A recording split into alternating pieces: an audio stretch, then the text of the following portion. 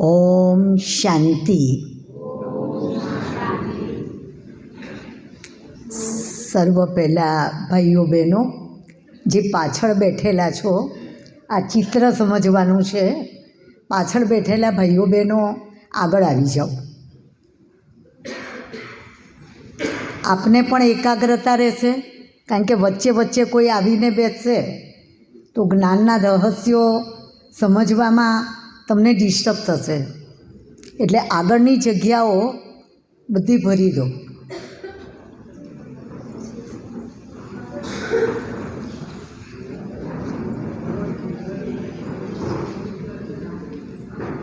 જેટલા નજીક બેસશો એટલો તમને આનંદ આવશે.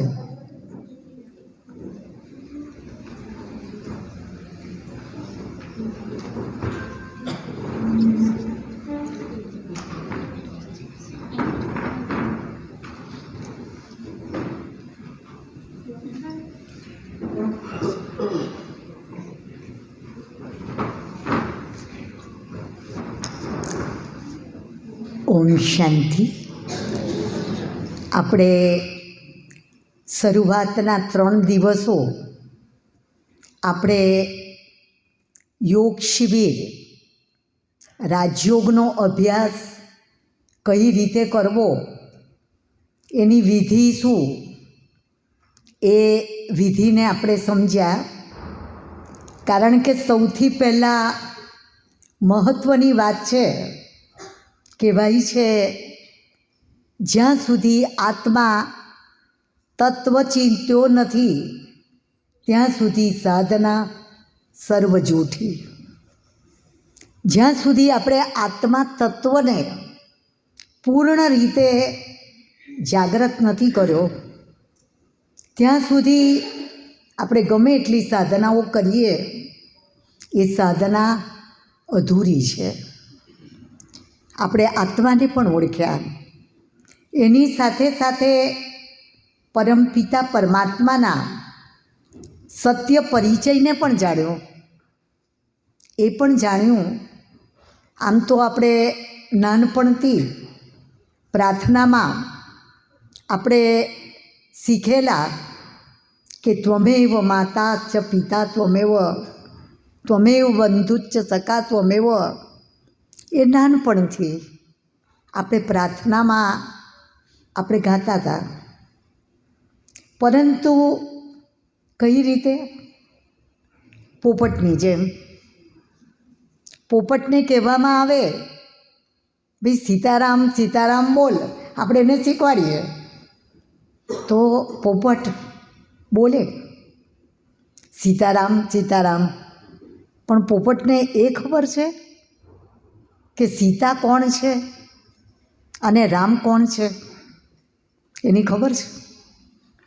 એમ આપ પણ આપની અંતરાત્માને પૂછો કે અત્યાર સુધી આપણે ગાયન કરતા આવ્યા, બોલતા આવ્યા, પરંતુ ખરેખર પરમાત્માની સાથે જે સર્વ સંબંધો જોડવા જોઈએ એ જોડ્યા ખરા?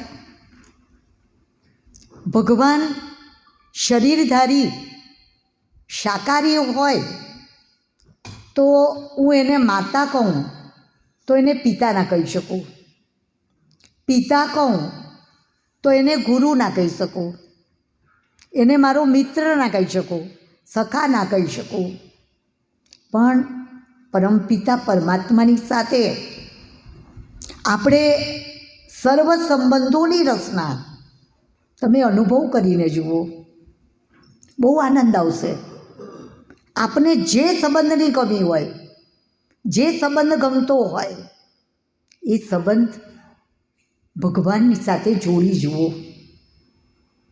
આપણે ભક્તિમાં પણ જોઈએ, મીરાએ સાજનના રૂપમાં યાદ કર્યા.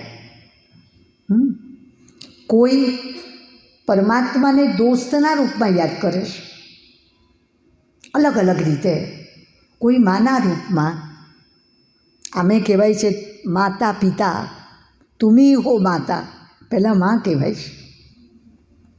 આમ પરમાત્માની સાથે જો આપણે કહીએ પણ શું છે, આપણે શિબિરમાં જ શીખ્યા બા બા. આમે આપણે શું હોય છે, માના જેટલો પ્યાર, બાના જેટલો પ્યાર એ દુનિયામાં કોઈ આપી શકે છે? આપી શકે છે? ત્યારે ભગવાન બા બા, માના પિતા, એ કેટલા ડબલમાં એના જેટલો પ્યાર. બાકી આમ તો બા પા કે તો બાનો પા ભાગ થઈ જાય ને. પરંતુ આપણે ભગવાનને એક બાપના રૂપમાં જોઈએ છે. અને એ બાપ, બા બા, ડબલ બાનો, ડબલ પરમાત્મા માનો આપણને પ્રેમ મળી રહેશે. એ તો આપ અનુભવ કરશો, એ પ્રમાણે આપણને ખ્યાલ આવશે.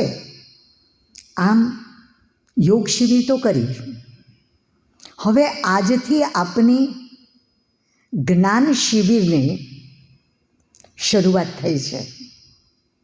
આમે આપણે શું કહીએ છીએ બીજાને, શું કરીએ, વાત વાતમાં આપણો મૂડ ઓફ થઈ જાય છે, નારાજ થઈ જઈએ છીએ, ખુશી ગાયબ થઈ જાય છે.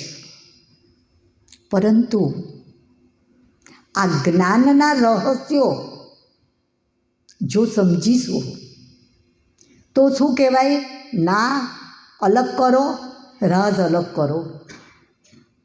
બુદ્ધિમાં જ્ઞાનનું રહસ્ય, જ્ઞાનની સમજદારી જ્યારે બુદ્ધિમાંથી નીકળી જાય છે ત્યારે જ આપણે નારાજ, અશાંત, મૂડ ઓફ આપણે થઈ જઈએ છીએ.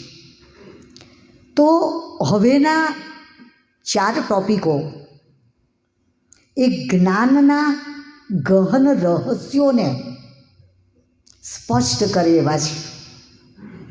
અને આ રહસ્યો એવા છે કે જે તમે આજનો ટૉપિક સાંભળશો ને, આપને પ્રશ્ન આપની બુદ્ધિમાં ઉત્પન્ન થશે, ઘણા પ્રશ્નો ઉત્પન્ન થશે. પરંતુ આ પ્રશ્નો તમે નોટ કરી લેજો, તમને ભૂલાઈ ના જાય. ભલે ડાયરીને પેન ના લાવ્યા હોય તો ઘરે જઈને પણ આજનું ટૉપિક સાંભળો અને જે પ્રશ્ન ઉત્પન્ન થાય એ પ્રશ્ન એ તમે નોટ કરી દેજો.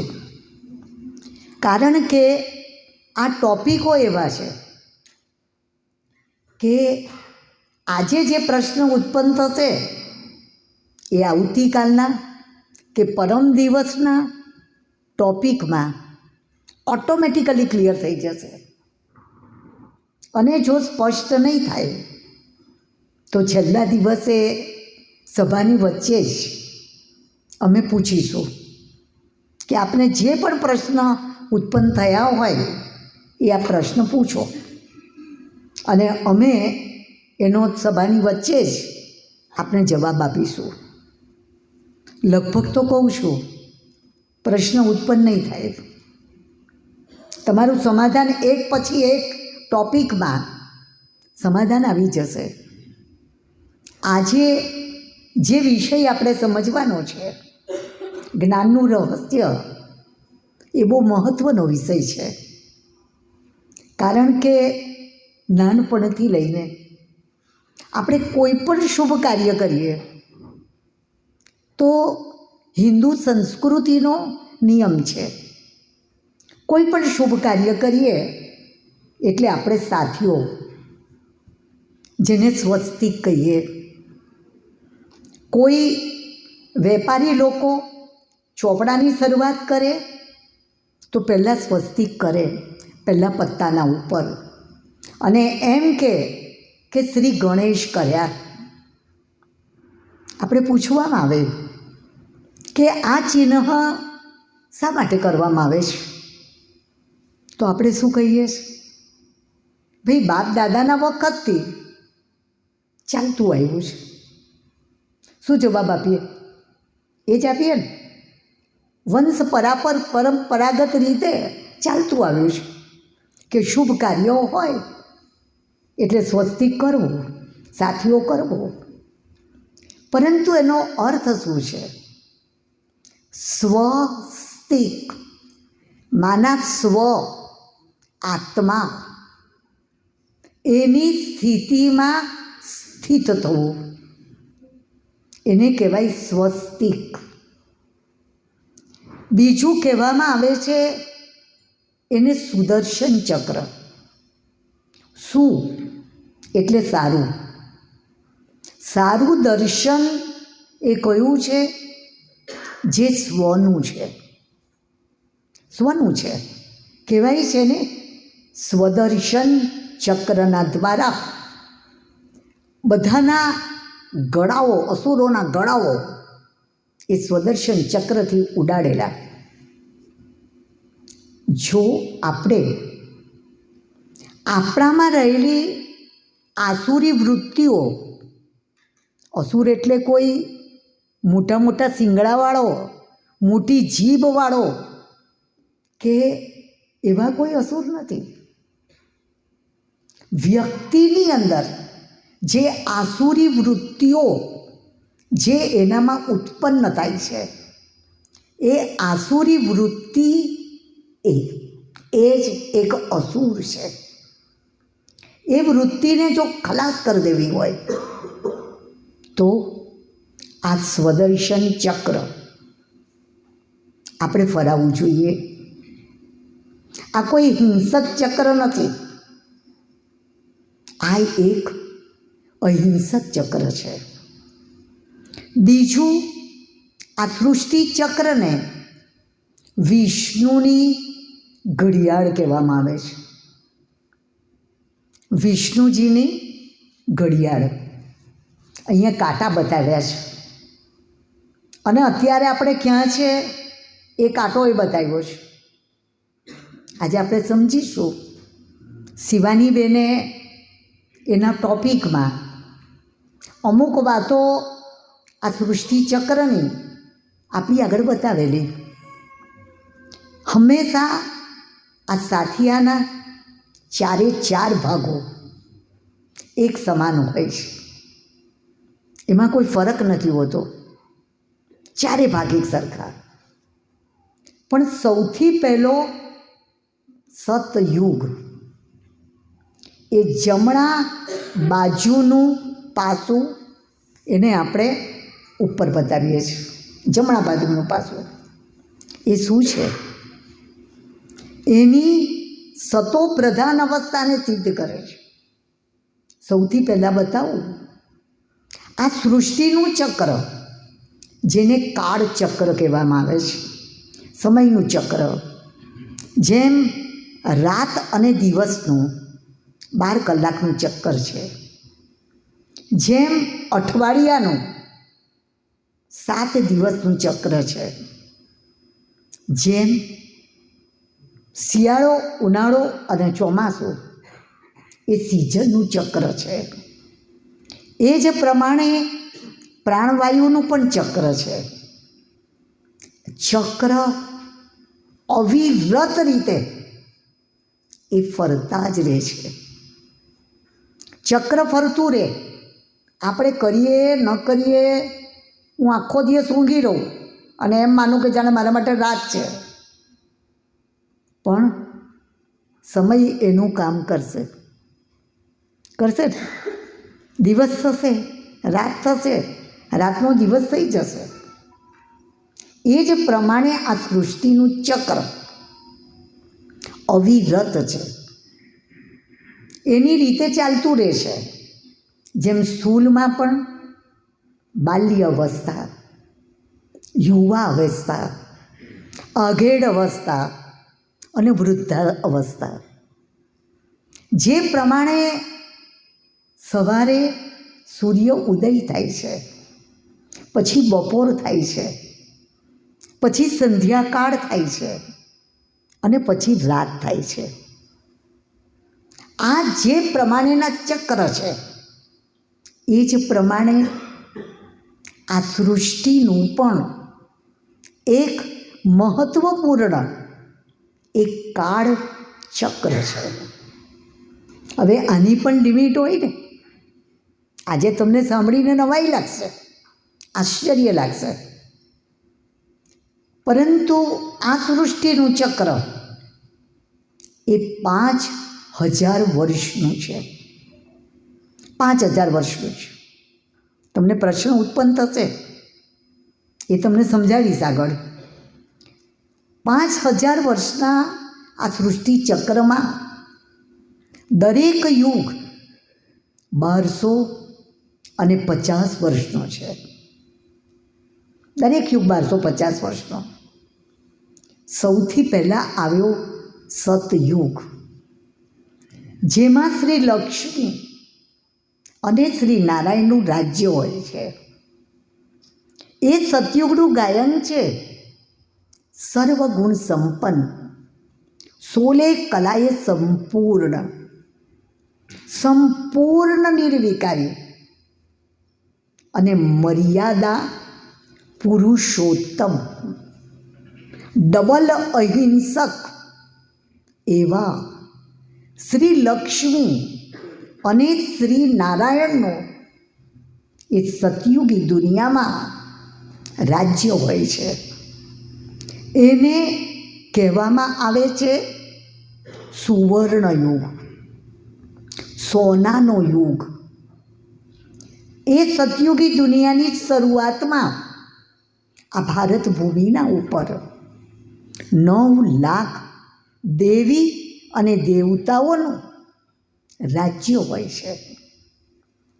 સંપૂર્ણ સતોપ્રધાન છે, સોલે કલા એટલે જેમ ચંદ્રમા હોય ને, પૂનમના દિવસે આપણે શું કહીએ કે આજે ચંદ્રમા 16 કળાઓથી સંપન્ન છે. એમ આ સતયુગી દુનિયા, જે વખતે ભારતમાં સ્વર્ગ હતું, સતયુગ હતો, ત્યારે આપણે બધા 16 કળા સર્વ ગુણોથી સંપન્ન હતા, ભરપૂર હતા. એને દેવતા કહેવામાં આવતા હતા, દેવતાઈ કુળ. અને એ સતયુગી દુનિયા, જેને નિર્વિકારી દુનિયા, પવિત્ર દુનિયા, અમરલોક એને કહેવામાં આવતો હતો. અમરલોકનો મતલબ એ નથી કે તેઓનું મૃત્યુ થતું નહોતું, પરંતુ કોઈનું પણ અકાળે મૃત્યુ એ સતયુગી દુનિયામાં, ત્રેતાયુગી દુનિયામાં કોઈનું અકાળે મૃત્યુ થતું નથી. એની આયુષ્ય પૂરી થાય ત્યારે જ શરીર છોડે. તમે જુઓ, દેવી અને દેવતાઓને ફૂલ યુવા અવસ્થામાં બતાવવામાં આવે છે. યુવા અવસ્થા બતાવે છે. કોઈ પણ દેવતાને વૃદ્ધ બતાવ્યા છે એક્સેપ્ટ બ્રહ્મા, જેને બ્રહ્મા પણ કહીએ છીએ અને વિશ્વકર્મા. વાત એક જ છે, જે વિશ્વકર્મા છે કે બ્રહ્મા છે, એક જ બ્રહ્માજીને આપણે બતાવ્યા છે વૃદ્ધ અવસ્થામાં.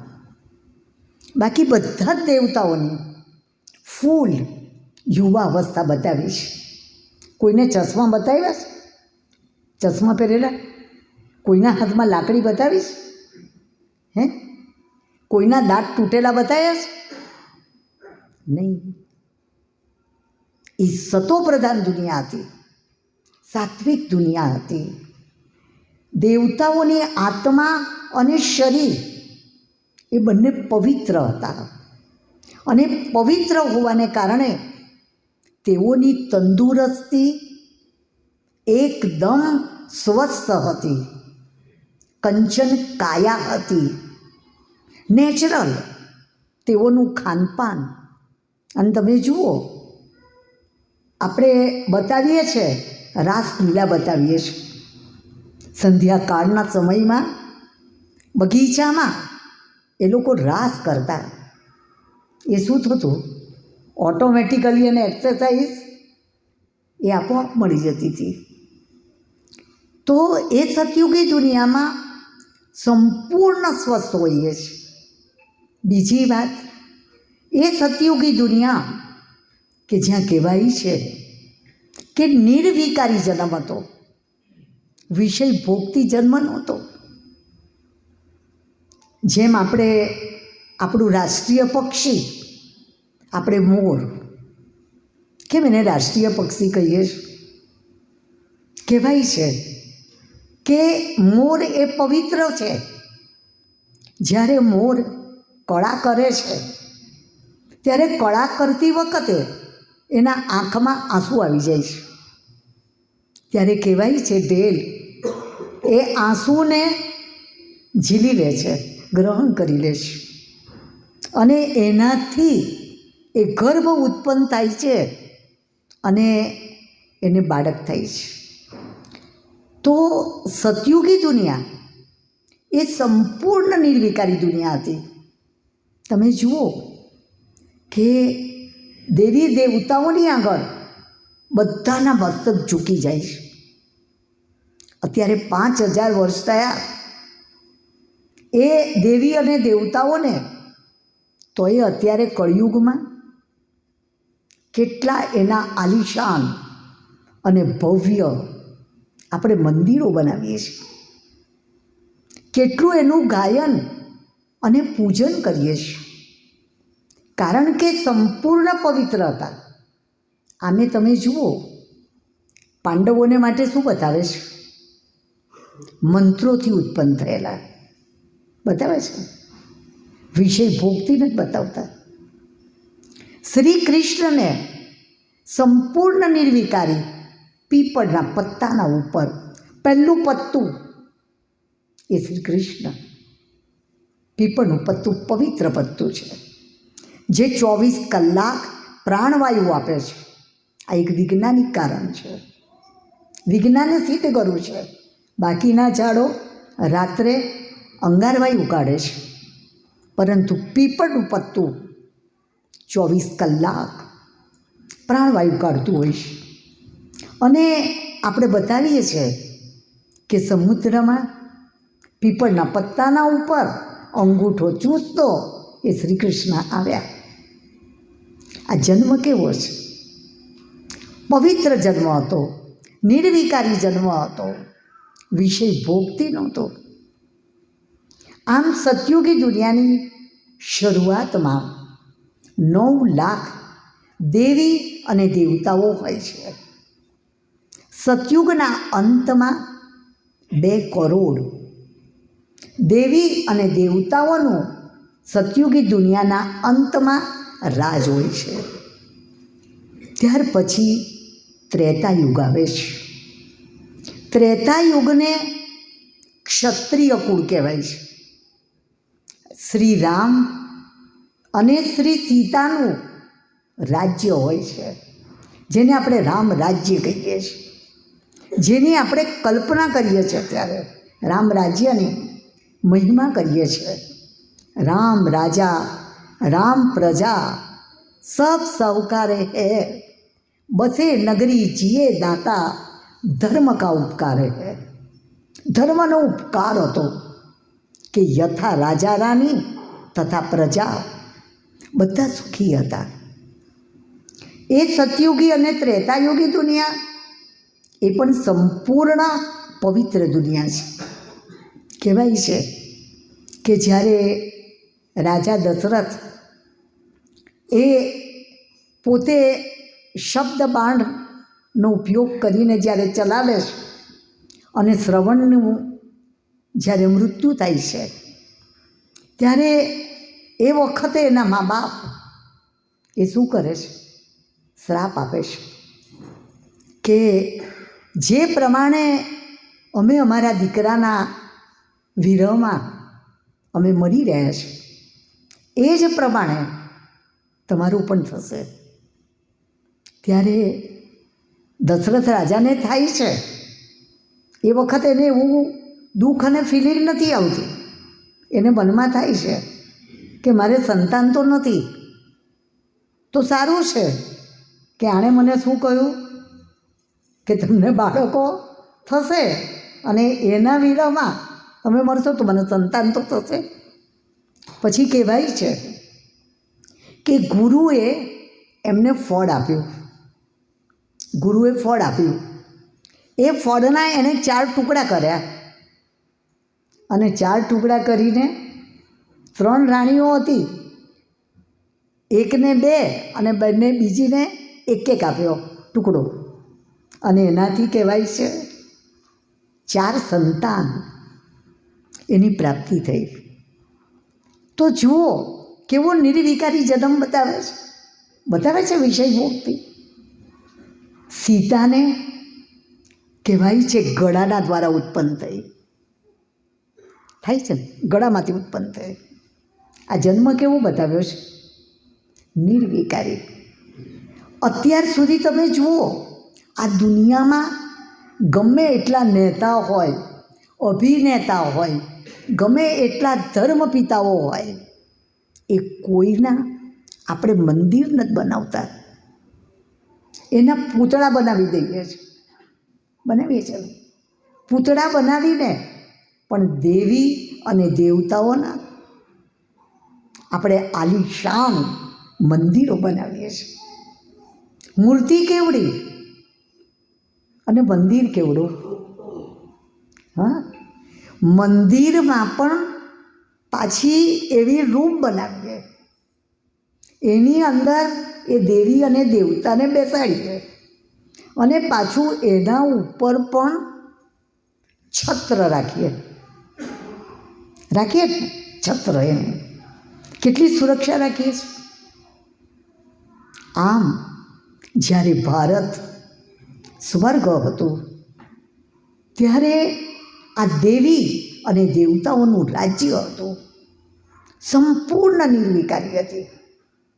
ત્રેતા યુગના અંત સમય સુધી આ ભારત ભૂમિમાં 33 કોટી દેવી અને દેવતાઓનું રાજ્ય હતું. કુલ કેટલા દેવી દેવતા? 33 કરોડ. એટલા માટે આજે આપણે જય બોલાવીએ છીએ, ફલાણા દેવતાની જય, ફલાણા દેવતાઓની જય, અને છેલ્લે કોઈ પણ દેવતા રહી ના જાય એટલે ગાયન શું કરીએ છીએ, વર્ણન શું કરીએ છીએ? 33 કોટી દેવતાઓની જય બોલાવીએ છીએ. એક પણ દેવતા ના રહી જાય. 33 કોટી દેવતા તરીકે આપણે ગાયન કરીએ છીએ. ત્યારે આ જ ભારત ભૂમિમાં સતયુગમાં 16 કળા, જન્મ લેતા લેતા ત્રેતામાં 2 કળા ઓછી થાય છે. 2 કળા ઓછી થાય છે, 14 કળા, અને એને ક્ષત્રિય કુળ કહેવાય છે. અને ક્ષત્રિયની નિશાનીના રૂપમાં શ્રી રામ અને લક્ષ્મણના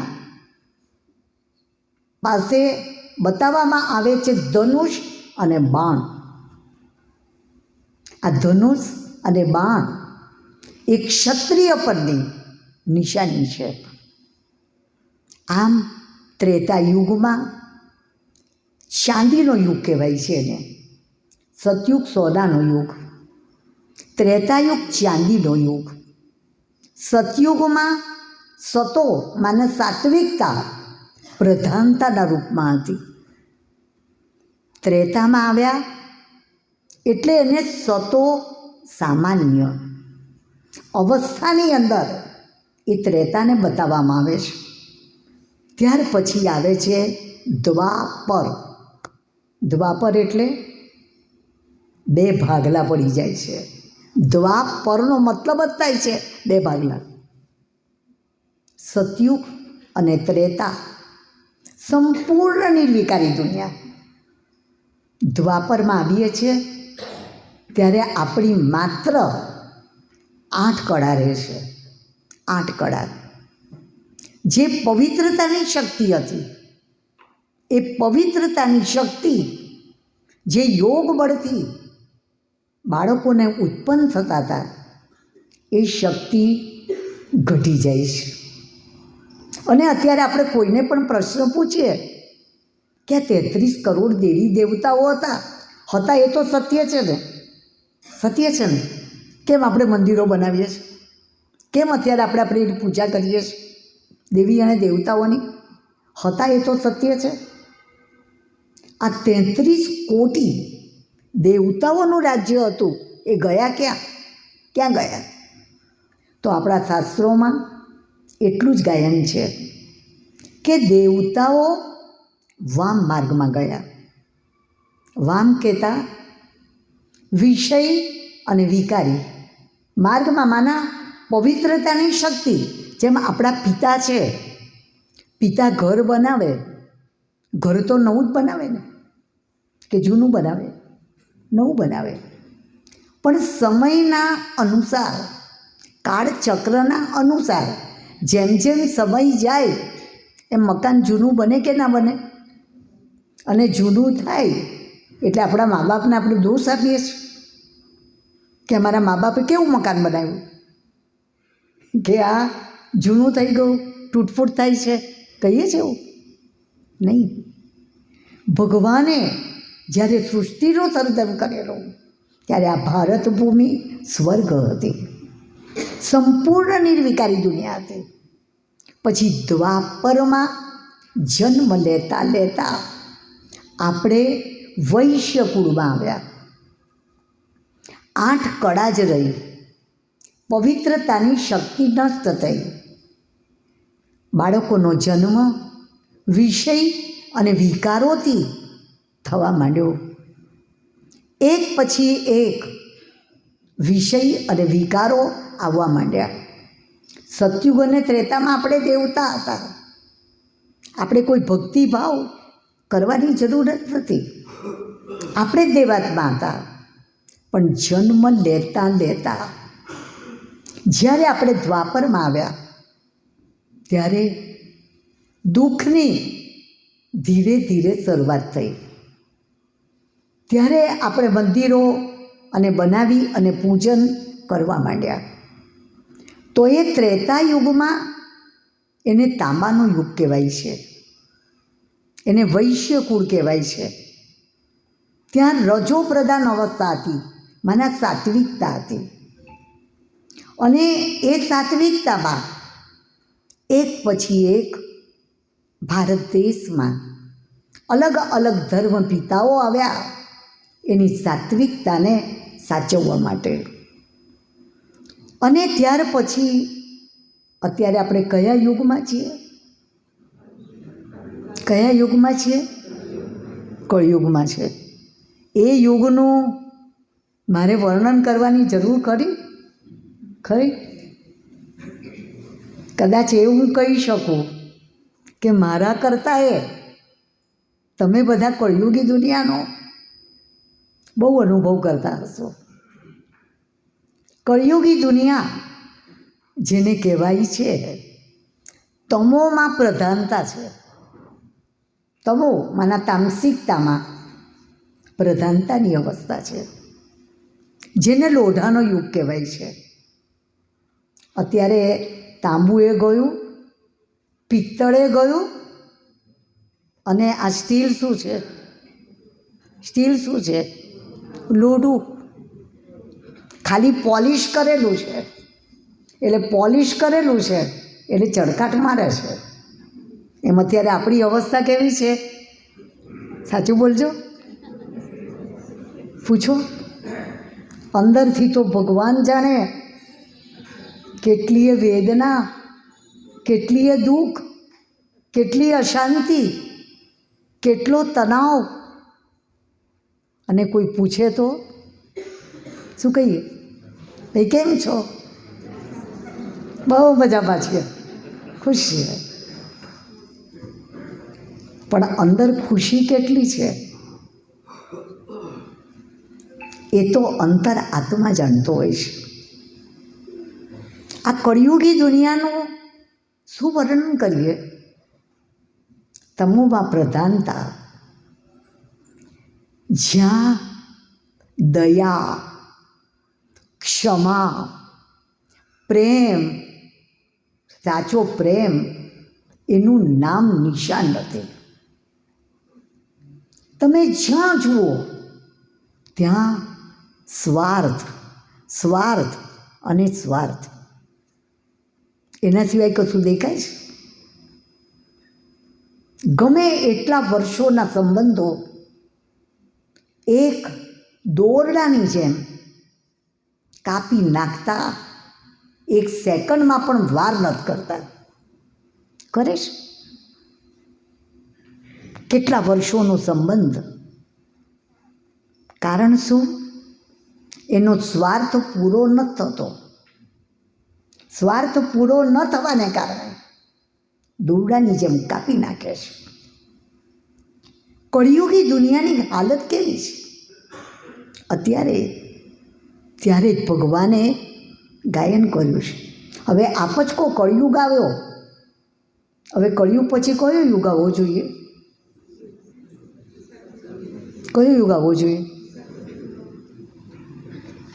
બોલો. આવો તો સતયુગ જોઈએ ને. કાળચક્ર છે, પણ સતયુગ આવે કઈ રીતે? યાદ કરો, ગીતામાં આપેલા ભગવાનના કોલને. ભગવાને કોલ આપ્યો છે, યદા યદા હિ ધર્મસ્ય ગ્લાનિર્ભવતિ ભારત. જ્યારે જ્યારે ધર્મની ગ્લાનિ થાય છે ત્યારે અધર્મનો નાશ કરવા અને સતધર્મની સ્થાપના કરવા મારે આ સૃષ્ટિના ઉપર દિવ્ય અવતરણ લેવું પડે છે. ભગવાને કોલ આપ્યો છે ને, તો એ સમય અત્યારે પાક્યો છે કે હજી બાકી છે? બાકી છે. અમુક નિશાની જે શાસ્ત્રોમાં બતાવી છે, એ અમુક નિશાનીઓ બતાવું. કહેવાય છે જ્યારે હળાહળ કલયુગ આવશે ત્યારે પવિત્રમાં પવિત્ર પ્રાણી ગાય એના મુખને વિષ્ટામાં નાખશે, કચરામાં નાખશે. અત્યારે આ પવિત્ર ગાયો એના મોઢાને કચરામાં નાખે છે કે નથી નાખતી? ખાઈએ જાય છે. અને એને ડાયજેસ્ટ કરવાની કોઈ આ શરીરમાં કોઈ એવી શક્તિ નથી. મોટી મોટી ગાંઠો એના શરીરમાં થાય છે. અને ગાંઠો શેની હોય છે? કચરાની હોય છે, પ્લાસ્ટિકની હોય છે. કહેવાય છે જ્યારે હળાહળ કલયુગ હશે ત્યારે કન્યા પોતાના મુખથી પતિની માંગણી કરશે. અત્યારે માંગણીની વાત તો છોડો, આજે માંગવાય નથી રહેતી. એનાથી એ પાર આગળ વધ્યા છે, ભાગી જ જાય છે. કળિયુગની હાલત કેવી છે? કહેવાય છે જ્યારે હળાહળ કલયુગ આવશે ત્યારે લગ્ન પ્રસંગે નાત, જાત, કુળ, મર્યાદા જોવામાં નહીં આવે. આજે કશું જોવામાં આવે છે? આવે છે. કહેવાય છે હળાહળ કલયુગ આવશે ત્યારે અનાજ પડીકાઓમાં વેચાશે.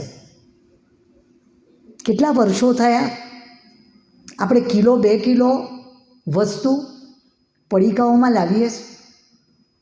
પડીકાની વાત જવા દો, અત્યારે મફતના ભાવનું પાણી એ પણ આપણે પાઉચોમાં અને બોટલોમાં લેતા થઈ ગયા છે. લેતા થઈ ગયા છે કે નહીં? પડીકાઓની વાત જવા દો, અત્યારે નાની નાની પડીકીઓ આવી ગઈ છે. આ શું છે? હળાહળ કલયુગ છે કે નથી? કહેવાય છે જ્યારે હળાહળ કલયુગ આવશે ત્યારે આકાશમાંથી અગ્નિની વરસાદ વરસશે. તમે અત્યારે જુઓ, આજે વૈજ્ઞાનિક રીતે જોવામાં આવે તો સૂર્યની નીચેની સાઈડમાં ઓઝોનનું પડ આવેલું છે. અને સૂર્યની કિરણ ઓઝોન વાયુના મળમાંથી પાસ થઈને એ સૂર્યની કિરણ આવે તો કોઈ કિરણ આપણને તકલીફ ન કરે. પરંતુ અત્યારે દિવસે દિવસે જે પ્રદૂષણો વધી રહ્યા છે અને પ્રદૂષણ વધવાને કારણે ઓઝોનના પડમાં કિલોમીટરના ગાબડા પડી ગયા છે. અને એને કારણે સૂર્યની કિરણ સીધી આવે છે. આ સીધી કિરણ એ શું કરે છે? કહેવાય છે દિવસે દિવસે એટલો એનું કિરણ જે સીધી આવશે એટલી ખતરનાક હશે કે દરેક 3 વ્યક્તિના વચ્ચે એક વ્યક્તિ કેન્સરનો પેશન્ટ હશે. એની સીધી કિરણ એની ચામડીના ઉપર, એના હાડકાના ઉપર અસર કરશે અને પાપડના જેમ એ વ્યક્તિ શેકાશે. શેને કારણે? પ્રદૂષણના કારણે. આપણે વૃક્ષોનું નિકંદન કરતા ગયા. દિવસે દિવસે સાધનો વધતા જાય છે અને કેટલું પ્રદૂષણ અત્યારે ઉત્પન્ન થઈ રહ્યું છે. આ વૈજ્ઞાનિક વસ્તુ છે. અને તમે જુઓ કે આ કળિયુગમાં બીજું અગ્નિનો વરસાદ એટલે અણુશક્તિ. અત્યારે બધા દેશોમાં અણુશક્તિ કેટલી બની ગયેલી છે, એક નહીં, આવી હજારો સૃષ્ટિને ખલાસ કરી દેવી હોય એટલી અણુશક્તિ અત્યારે આ દુનિયામાં જ છે. આ શું કહેવાય? હડાહડ કળિયુગ. નિશાનીઓ તો ઘણી છે. છેલ્લે બીજી એક નિશાની બતાવું. કહેવાય છે હડાહડ કળિયુગ ત્યારે કહેજો જ્યારે એક કૂવો 5-7 કૂવાના પાણીને ભરી શકશે, પણ 5-7 કૂવાના પાણી એક કૂવાને નહીં ભરી શકે. ત્યારે માનજો કે આ હડાહડ કળિયુગ છે. તમે અત્યારે જુઓ, એક કૂવો કોણ? એક માતા પિતા. એક માતા પિતા, એના 5 સંતાન હોય, એના 7 સંતાન હોય, એનું ભરણ પોષણ કરે છે કે નથી કરતા? કે એને ભૂખા મારે છે? મજૂરી કરે, પેટે પાટા બાંધે અને એના બાળકોને ભણાવે, ગણાવે, એને મોટા કરે. અને એ જ માતા પિતાનો એના 5-7 બાળકો એનું ભરણ પોષણ કરી શકે છે? કરી શકે છે? વારા રાખશે. આટલા મહિના તારા ને આટલા મહિના તારે રાખવાના. ભાગલા પાડશે, મા એક બાજુ ને બાપ બીજી બાજુ. બિચારા ત્યાં પણ ના રહી શકે અને વૃદ્ધાશ્રમમાં જવું પડે. અત્યારે વૃદ્ધાશ્રમો પણ હાઉસફુલ છે, પેન્ડિંગ લિસ્ટ છે. ત્યાં આગળ પણ મૂકવા જાઓ ત્યાંય પેન્ડિંગ લિસ્ટ છે. તમે વિચારો, આ નથી લાગતું કે આ હડાહડ કળિયુગ આવી ગયો છે? કહેવાય છે પરિસ્થિતિ એ પરમ પુરુષનું આવાહન કરે છે. અત્યારનો સમય જેમ વરસાદ પડવાનો હોય તો કેટલા કાળા ડીમક વાદળાઓ છવાઈ જાય, આપણને લાગે કે હવે વરસાદ પડશે. એમ અત્યારે આ સૃષ્ટિ ચક્રમાં આપ કાંટો જુઓ, કાંટો ક્યાં પહોંચ્યો છે? કળિયુગના અંતમાં. અને સતયુગી દુનિયાના આવવાના પહેલાંના સમયમાં. તમને આ સમયનો ગાળો કહું. શ્રી કૃષ્ણનો જન્મ ક્યારે થયેલો? ક્યારે થયેલો? રાત્રે 12 વાગી અને 1 સેકન્ડે એ શ્રી કૃષ્ણનો જન્મ થયેલો. તો સતયુગનો સમય એ 12 થી 3 વાગ્યાનો સમય એ સતયુગનો છે. 3 થી 6નો સમય એ ત્રેતા યુગનો છે. 6 થી 9નો સમય એ દ્વાપર યુગનો છે. અને 9 થી 12 વાગ્યાનો સમય એ કોનો છે? કળિયુગનો સમય છે. આ સૃષ્ટિ ચક્રની અંદર અત્યારે આપણે કયા યુગમાં છીએ? કળિયુગનો અંત અને સતયુગના આવવાનો પહેલાંનો સમય. જે યુગને કહેવામાં આવે છે સંગમ પુરુષોત્તમ કલ્યાણકારી યુગ. સંગમ એ કળિયુગ અને સતયુગનો છે. પુરુષોત્તમ એટલે પુરુષોમાં ઉત્તમ બનાવવાનો સમય એ વર્તમાન સમય છે. કલ્યાણકારી પરમાત્મા શિવને શું કહ્યા છે? શિવ શબ્દનો અર્થ છે સંસ્કૃતમાં કલ્યાણકારી, મંગલકારી. તો એ કલ્યાણકારી પરમાત્મા આ સંગમ પુરુષોત્તમ યુગમાં આ સૃષ્ટિના ઉપર જન્મ લે છે. અને જન્મ પણ ક્યાં લે છે? યદા યદા હિ ધર્મસ્ય ગ્લાનિર્ભવતિ ભારત. આપણે બહુ ભાગ્યશાળી આત્માઓ છે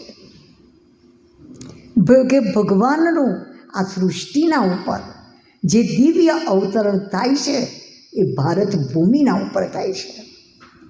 અને એ ભગવાન દિવ્ય અવતરણ લઈ ચૂક્યા છે. હવે તો આ કળિયુગી દુનિયા 12 વાગવાના, 12ના ડંકા. એટલે કોના ડંકા? વિનાશના ડંકા. આવતીકાલનો ટોપિક આવશે, તમને મનમાં થશે, હું કહું છું કે ભગવાન આ સૃષ્ટિ પર અવતરણ લઈ ચૂક્યા છે અને સતધર્મની સ્થાપનાનું કાર્ય ઘણા વર્ષોથી કરાવી રહ્યા છે. તમને કદાચ વંડર લાગશે કે આ બેન કઈ રીતે કહેતા હશે? નાના મોઢે મોટી વાત તો નહીં કરતા હોય કે ભગવાન આવી ચૂકે છે. પણ પ્રત્યક્ષને પ્રમાણની કોઈ જરૂરત નથી. તમને પ્રત્યક્ષ પ્રમાણ આજે તમારા જેવા ઘરગ્રસ્તમાં રહેવાવાળા આ વિશ્વવિદ્યાલયમાં લાખોની સંખ્યામાં ભાઈઓ અને બહેનો છે જે તમારા જેમ ઘરગ્રસ્તમાં રહે છે. 1 કલાકનો સમય લઈ અને સત્સંગનો લાભ લે છે. અત્યારે આપણે તો ફટ દઈને કહીએ ભગવાને 24 કલાક આપ્યા છે અને 1 કલાકનો સમય આ તો જ્ઞાન શિબિરમાં તમને 1.5 કલાક કહીએ છીએ. બાકી તો રોજનો અમારા સત્સંગનો સમય 1 કલાકનો છે. અડધો કલાક યોગ હોય ને ક્લાસ ચાલે. પણ 1 કલાકનો સમય આપણને મળતો નથી. આપણે કલિયુગી દુનિયાના કેટલી બધી માયાવી પ્રલોભનમાં આવી ગયા છે. પણ શું કહેવાય છે? નર એવી કરણી કરે તો નરમાંથી નારાયણ બને. નારી એવી કરણી કરે તો નારીમાંથી લક્ષ્મી બને. એનો મતલબ શું થાય છે? કે લક્ષ્મી અને નારાયણ એના આગલા જન્મમાં કોણ હતા?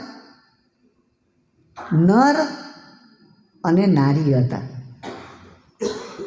આગલો જન્મ એટલે કયો? અત્યારે આ કળિયુગનો જન્મ. અત્યારે જન્મ લેતા આપણે કેવા બની ગયા છે? નર અને નારી. એ જ નર અને નારી શ્રેષ્ઠ કરણીના દ્વારા સ્વર્ગના દેવી અને દેવતા બની શકે છે. પણ બધાના તકદીરમાં નથી. ભગવાનનો વાયદો છે કે હે અર્જુન, મારો જન્મ દિવ્ય અને અલૌકિક છે. સંસારી મૂઢમતી લોકો મને ઓળખી નથી શકતા. કોટોમાં કોઈ અને કોઈમાં કોઈ મારો વિરલો હોય છે. એ જ મને જે છે, જેવો છે એ મને ઓળખી શકે છે. આ ગાયન કરવામાં આવ્યું છે. તો અત્યારે શું છે? અત્યારે કળિયુગની વસ્તી કેટલી છે? કેટલી વસ્તી છે? 750 થી 800 કરોડની વસ્તી છે. એક્ઝેક્ટ તો કોઈ કાઢી નહીં શકતું, આટલી વસ્તી છે. અને ત્રેતાના અંત સુધી દેવતાઓ કેટલા? ખાલી 33 કરોડ. 1% એ થયો. બધાના તકદીરમાં નથી. જે સ્વર્ગીય દુનિયામાં દેવી દેવતા બનેલા છે, તમે જુઓ આજે બુદ્ધને માનવાવાળા પોતાને બૌદ્ધ ધર્મના કહેવડાવે છે. ઈશુને માનવાવાળા પોતાને ખ્રિસ્તી ધર્મના કેવડાવે છે ને. જે ધર્મ પિતાને માને છે એના ધર્મના કેવડાવે છે. અને આપણે માન્ય કોને? દેવી દેવતાઓને. પૂજા કરીએ કોની? દેવી દેવતાઓની. અને પોતાને કેવડાવો છો કે અમે દેવી દેવતા ધર્મના છીએ? કેવડાવો છો? હિન્દુ કહી દીધું. કેમ? આપણને શરમ આવે છે. ક્યાં દેવી દેવતાઓ પવિત્ર નિર્વિકારી, અને ક્યાં આપણે કેવા બની ગયા છે? સ્મૃતિમાં લાવો. આપણે સ્વર્ગમાં દેવતા હતા. જન્મ લેતા કળિયુગમાં નર અને નારી બની ગયા છે. અત્યારે આ સંગમનો સંધિકાળ છે, જે યુગમાં ભગવાન આવી અને ફરીથી અધર્મનો નાશ અને સતધર્મની સ્થાપના કરાવે છે. સતયુગમાં આપણી બેટરી ફૂલ ચાર્જ હતી, આત્માની બેટરી.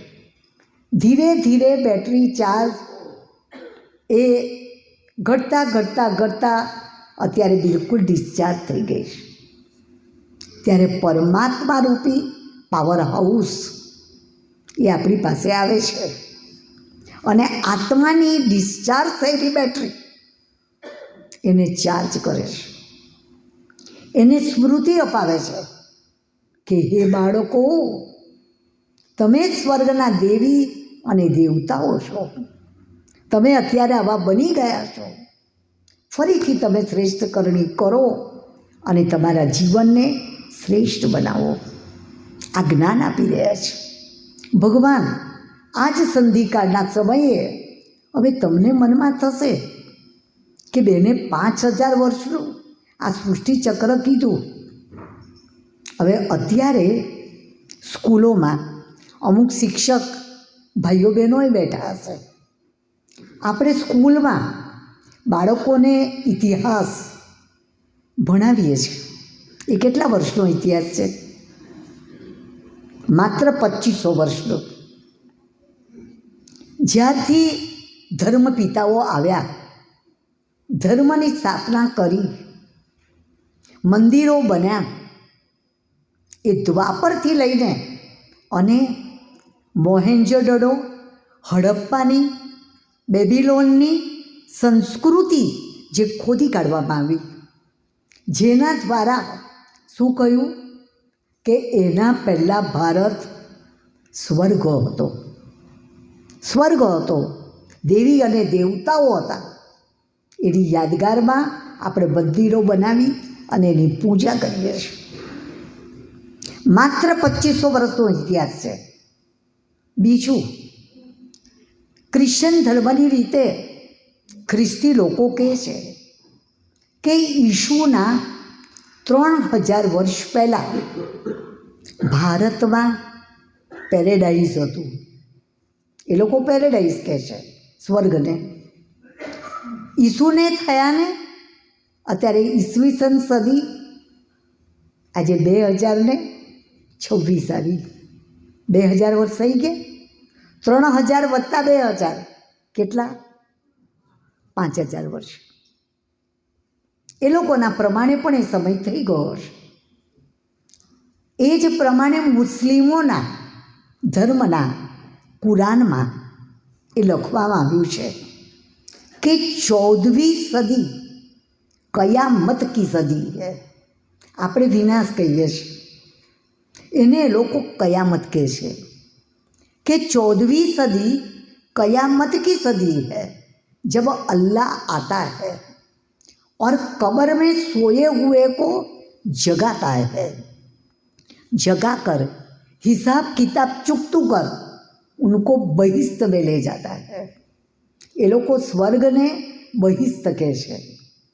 એ લોકોના પ્રમાણે તમે કોઈ પણ મુસ્લિમ ભાઈઓને પૂછો તમારી કઈ સદી ચાલે છે તો કહેશે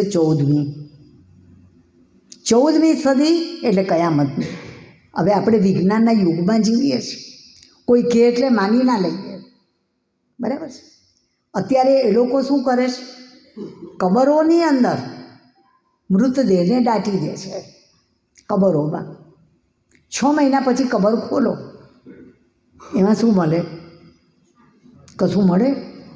તો શું કહ્યું છે કે અલ્લાહ આવશે, ખુદા આવશે, ખુદા માના ખુદ આવશે અને કબરમાં સૂતેલાને જગાડશે. હવે કયા સૂતેલા? પેલા કબરમાં સૂતેલા? અત્યારે આપણે બધા ક્યાં છીએ? ક્યાં છીએ? અજ્ઞાનતાની કબરમાં છીએ. અજ્ઞાનતાની કબરમાં છે અને સમજીને બેઠા છે કે કલયુગ તો અભી બચ્ચા હૈ. ધ્યાન રાખજો, કલયુગ બચ્યા નથી, પણ જવાથી બચેલો છે. ખ્યાલ આવ્યો? જવાથી બચેલો છે. કોરોનાએ આપણને બતાવી ના દીધું? બતાવી ના દીધું? કેટલા ગયા? પૈસો કામ કર્યું? પૈસાએ કામ કર્યું? કેટલા દવાખાનામાં ગયા? જે વખતે બીમારી હોય ત્યારે માણસને એકબીજાનો સાથ જોઈએ, સહયોગ જોઈએ, હૂંફ જોઈએ, પ્રેમ જોઈએ, આશ્વાસન જોઈએ. એવા સમયે બિચારા પૈસા ખર્ચી અને એકલા પડી ગયા અને ભયને માર્યા. કેટલા જતા રહ્યા? રહી કોઈ પૈસાની કિંમત? રહી?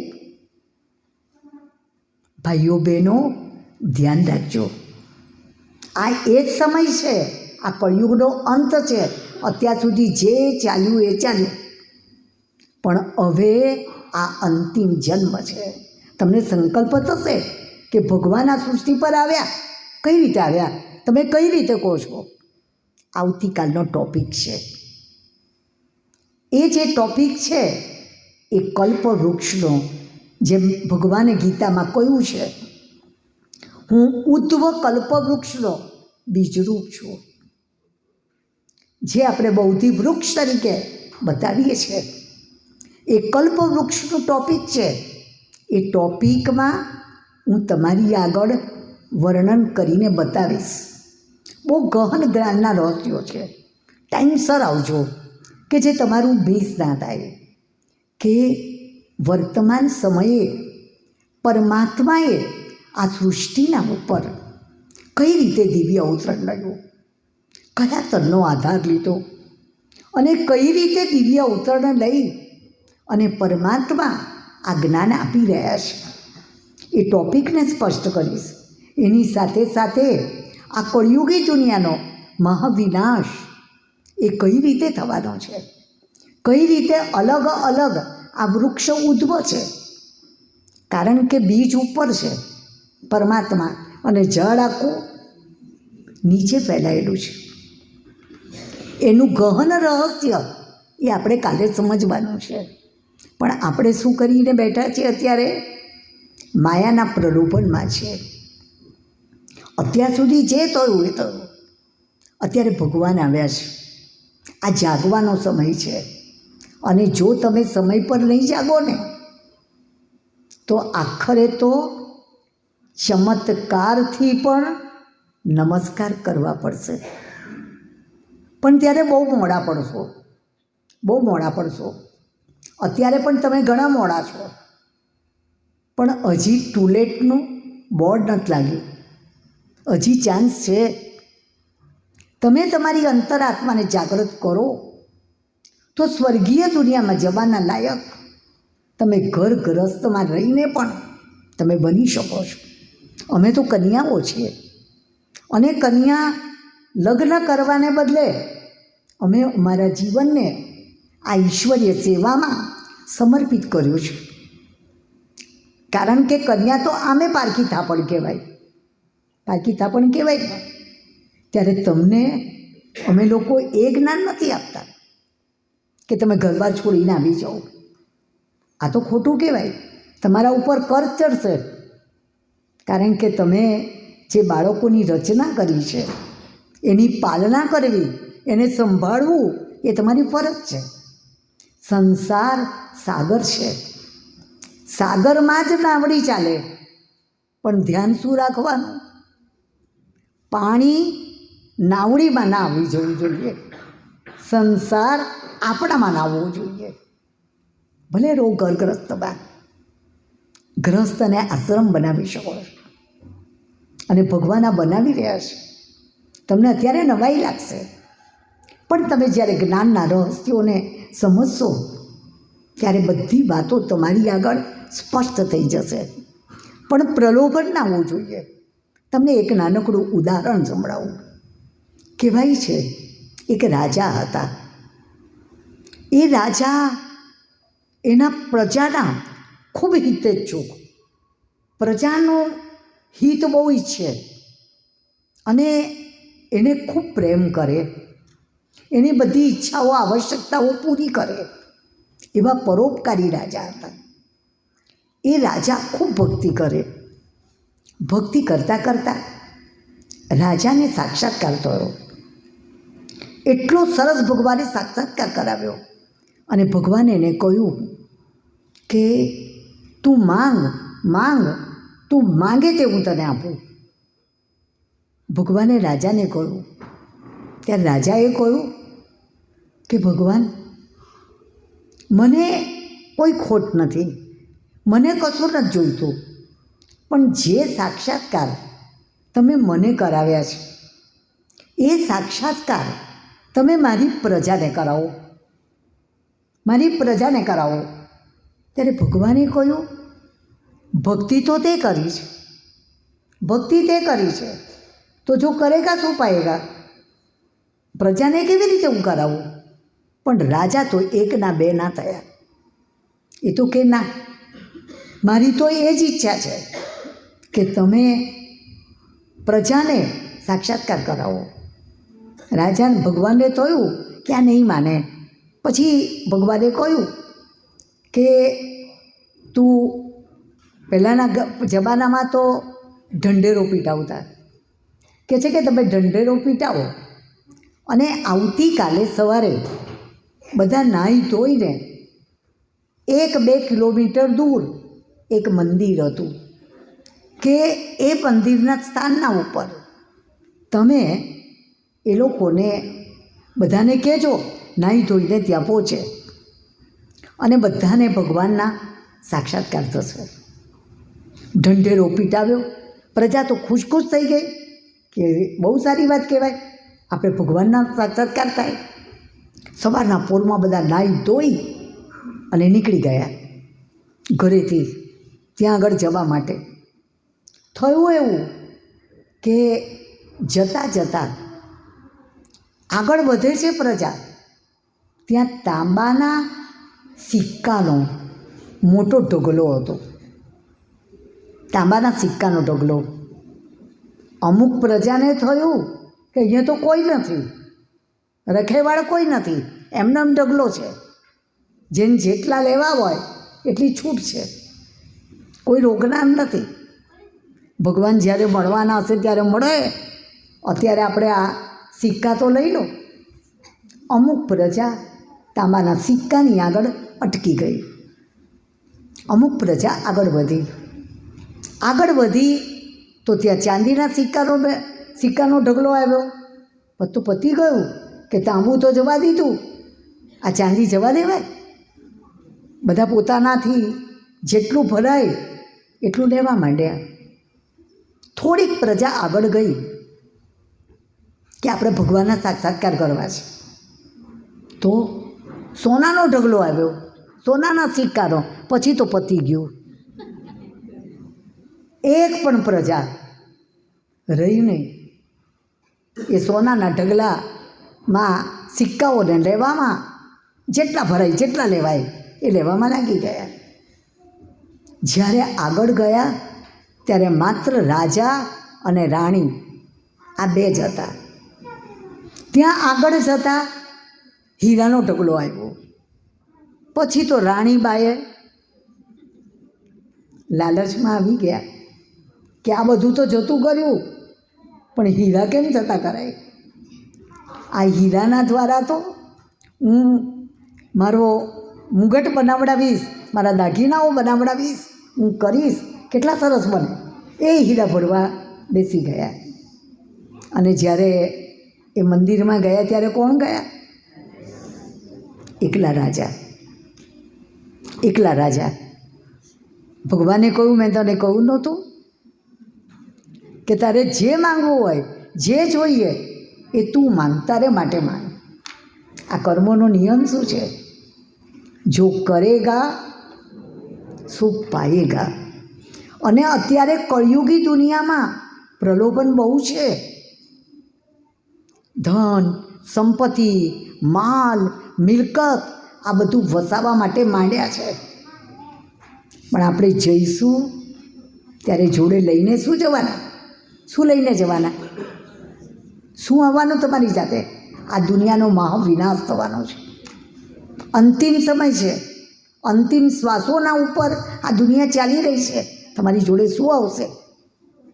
માત્ર ને માત્ર તમારા કરેલા કર્મો. અત્યારે ભગવાન આવ્યા છે. આ માયાવી પ્રલોભનને છોડો. 1 કલાકનો સમય કાઢો. ઘણીવાર શું કહે છે? અમને ફુરસત નથી. માની લો કોઈ બુઠ્ઠા ચપ્પુથી શાકભાજી સમારતા હોય, 1 કલાકનું કામ 4 કલાકે કરતા હોય, બુઠ્ઠું ચપ્પુ એટલે. અને આપણે એને શિખામણ આપીએ કે ભાઈ તમે ચપ્પુની ધાર કરી દો ને તો ફટાફટ કપાશે. તો પેલા એમ કે મને ફુરસત ક્યાં છે ચપ્પુની ધાર કરવાની? તો આપણને શું થશે? એના પર હસવું આવશે કે ધાર કરતાં કેટલી વાર લાગે. એમ આપણે શું કરી રહ્યા છે? શું કરી રહ્યા છે? બુઠ્ઠા ચપ્પુથી 24 કલાકનો સમય તમે બરબાદ કરી રહ્યા છો. જે કામ 2-4 કલાકમાં થાય એ 8-10 કલાકમાં કરી રહ્યા છો. બુદ્ધિમાં જે નિર્ણય કરવાની શક્તિ, પરખવાની શક્તિ એ નથી રહી. જો તમે તમારી બુદ્ધિને ચાર્જ કરી દો, એ 1 કલાકની ચાર્જ થયેલી બુદ્ધિ આખો દિવસ યોગ વ્યક્તિને કર્મ કુશળ બનાવે છે. કુશળતા હશે. અહીંયા કોઈ આવવાવાળા નોકરી ધંધો કામકાજને છોડીને બેઠેલા નથી. ઉઠલી એની કાર્યની કુશળતા છે. કારણ કે એની બેટરી ચાર્જ છે. ખ્યાલ આવ્યો? ચલો ફરીથી આપણે શાંતિથી સ્વસ્થ બનીને 5 મિનિટ બેસીએ અને આપણી આત્માની બેટરીને ચાર્જ કરીએ.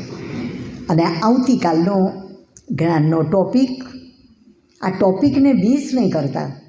નહીંતર શું થશે ખબર છે? પેલા કહે ને ભાઈ સીતાનું હરણ થયું, પણ પછી હરણની સીતા થઈ. આ જ્ઞાનના રહસ્યો એવા છે. એકબીજાને 4 દિવસના આ જ્ઞાન ટૉપિક એ એવા વિષયો છે એકબીજાના અનુસંધાનમાં છે. અને આ જ્ઞાનના રહસ્યો તમારી બુદ્ધિમાં બેસી જશે ને તમને ખૂબ કામ આવશે. એવું આગળ અમે કોઈ તમને કંઠી નહીં પહેરાવીએ, તમને પ્રતિજ્ઞા નહીં કરાવીએ કે તમારે આવવું જ પડશે, આમ કરવું જ પડશે. અહીંયા જબરજસ્તીનો કોઈ સોદો નથી. આ તો ભગવાન બાપ અને આપણે એના બાળકો છે. એના બચ્ચા બની જાઓ, બધી વાતોમાંથી બચી જશો. ભગવાનના બચ્ચા બનના માના સબ બાતો સે બચ જાના. દરેક પરિસ્થિતિમાંથી બચી જશો. એના છીએ જ અને અમે એના બનાવીએ છીએ. કોઈ નવો ધર્મ નથી. એટલે નામ અમારું વિશ્વવિદ્યાલય છે. આનું નામ ગોડલી યુનિવર્સિટી છે. ખ્યાલ આવ્યો? આ કોઈ ધર્મ, મઠ, પંથ, સમાજ, વાળો કે સંપ્રદાય નથી. એ તમે સમજી લેજો. આ એક વિદ્યાલય છે જે ભગવાન આવીને જ્ઞાન આપી રહ્યા છે. તો ચલો સ્વસ્થ બનીને આપણે ભગવાનની જોડે મિલન મનાવવા જઈએ છીએ. હે? તો કેવા સ્વસ્થ બનીને જવા જોઈએ. ચલો, હું જે પ્રમાણે બોલતી જાઉં એ પ્રમાણે આપણે 5 મિનિટ એ અભ્યાસ કરીશું.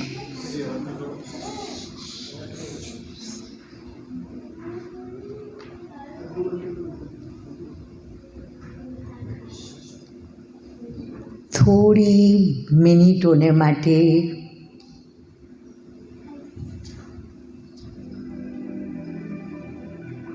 મન અને બુદ્ધિના વિસ્તારને સમેટી લો. શુદ્ધ પવિત્ર સંકલ્પ કરો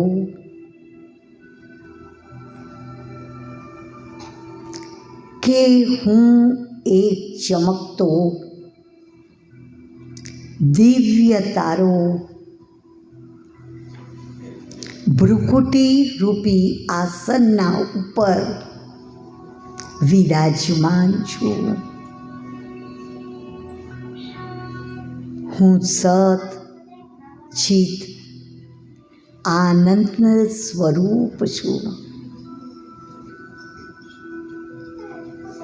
હું સતોગુણી શુદ્ધ પવિત્ર આત્મા છું.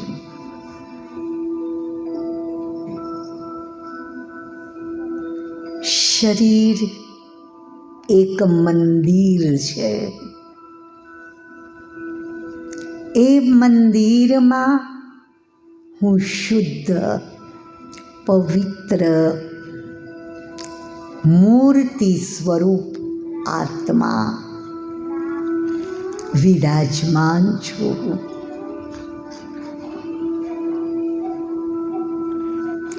આ સૃષ્ટિ રૂપી કર્મ ક્ષેત્રના ઉપર હું કાર્ય કરવાને માટે આવી છું. હવે મારે પોતાના અસલી ઘરે મારે જવાનું છે.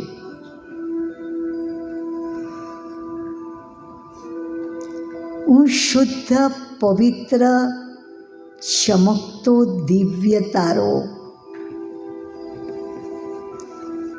મન અને બુદ્ધિની પાંખોના દ્વારા આ દેહ અને દેહની દુનિયાથી દૂર હું ચમકતો દિવ્ય તારો સૂર્ય ચંદ્ર તારા ગણોથી પાર અવાજની દુનિયાથી પાર સૂક્ષ્મ લોકથી પાર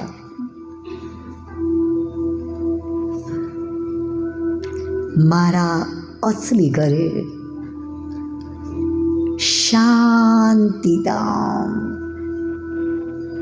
જ્યાં લાલ સોનેરી કલરનો પ્રકાશ છવાયેલો છે. શાંતિ શાંતિ નીરવ શાંતિ છે. ત્યાં જ મારી આત્માના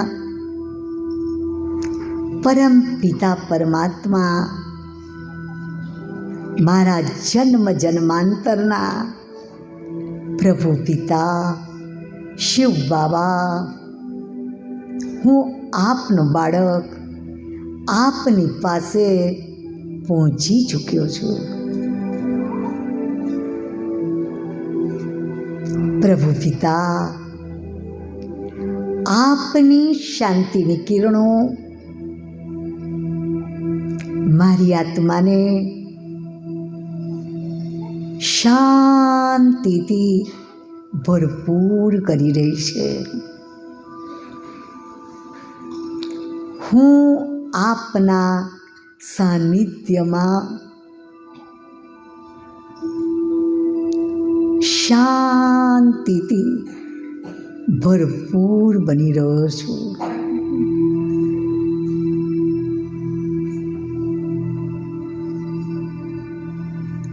શિવ બાબા, આપ સુખના દાતા છો.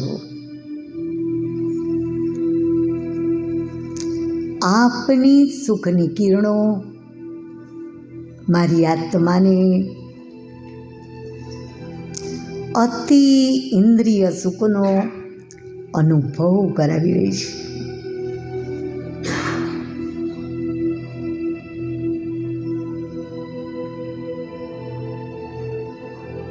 પ્રભુ પિતા, આપ સર્વ શક્તિઓના દાતા છો. આપની શક્તિશાળી કિરણો મારી આત્માને શક્તિથી ભરપૂર કરી રહી છે.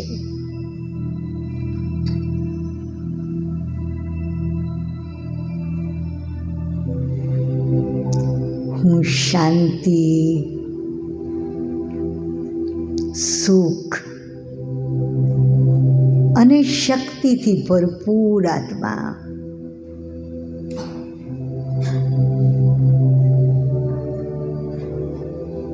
ધીરે ધીરે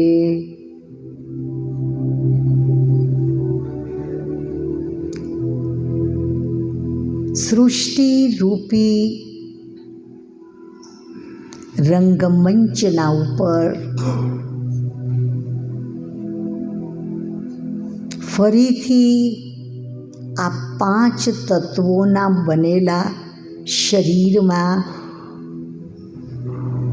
હું આવી ચૂકી છું.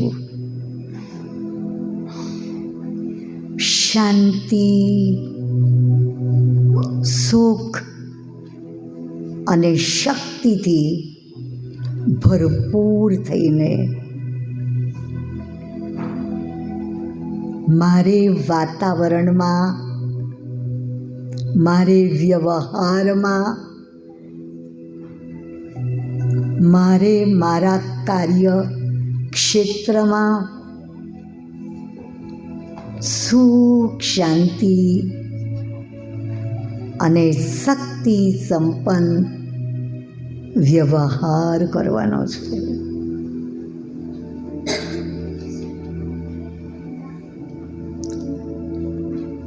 ઓમ શાંતિ શાંતિ શાંતિ.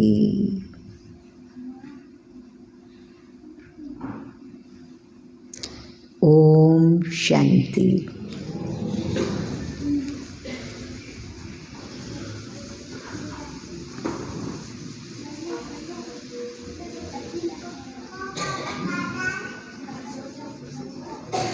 આવતીકાલે આ જ રીતે ટાઈમસર અહીંયા પહોંચી જજો.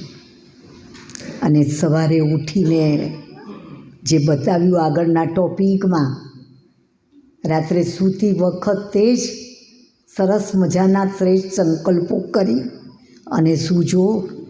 સવારે ઉઠી સૌથી પહેલું ભગવાનનું મોઢું જોવાનું, ભગવાનને ગુડ મોર્નિંગ કરવાના. આખો દિવસ સારો જશે. એ રીતે શરૂઆત કરવાની.